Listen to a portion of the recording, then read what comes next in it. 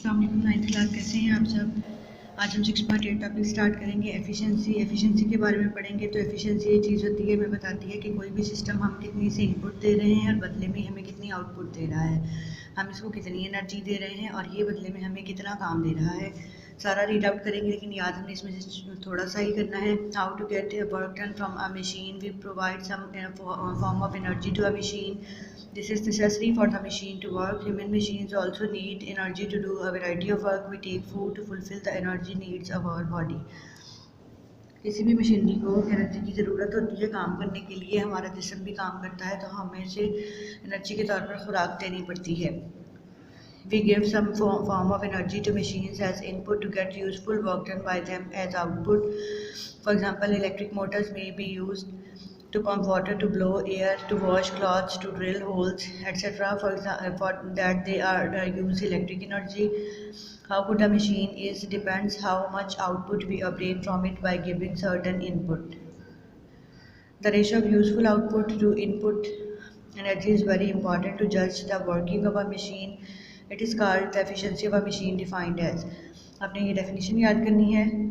Efficiency of a system is the ratio of the required form of energy obtained from a system as output to the total energy given into input.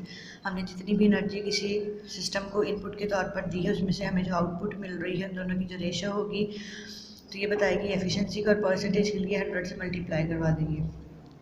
उसके बाद यहाँ पे एक ideal system के बारे में बताया हुआ है कि आइडियल सिस्टम वो होता है जो बिल्कुल भी एनर्जी को लॉस नहीं करता। सारी की सारी एनर्जी 100% हमें एफिशिएंसी देता है। जितनी हमने इनपुट दी है उतनी हमें आउटपुट देगा। लेकिन हम अभी प्रीवियस टॉपिक में ये बात पढ़ चुके हैं कि ड्यू टू फ्रिक्शन बहुत सारी एनर्जी लॉस हो जाती है, हीट एनर्जी की सूरत में, नॉइज़ की सूरत में। तो इस टॉपिक में वो बताया हुआ है। An ideal system is that which gives an output equal to the total energy used by it. In other words, its efficiency is 100%. People have tried to design a working system that would be 100% efficient, but practically such a system doesn't exist. Every system meets energy losses due to friction that causes heat, noise, etc. These are not the useful forms of energy and go waste. This means we can't utilize all the energy given to a working system. The energy in the required form obtained from a working system is always less than the energy given to it as input.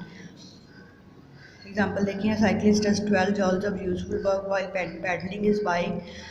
From every 100 joules of food energy which he takes, what is his efficiency? तो energy कितनी, work done जो है वो 12 joules है। 100 जॉल energy use हो रही है। Efficiency कितनी है, फार्मूला यूज़ करेंगे 12 joule by 100 joule, that is equal to 0.12, और साथ में हम इसको परसेंटेज में कन्वर्ट कर देते हैं तो 12%। यहाँ तक आपने ये टॉपिक करना है। अपना ख्याल रखिएगा। फ़ी अमानिल्लाह।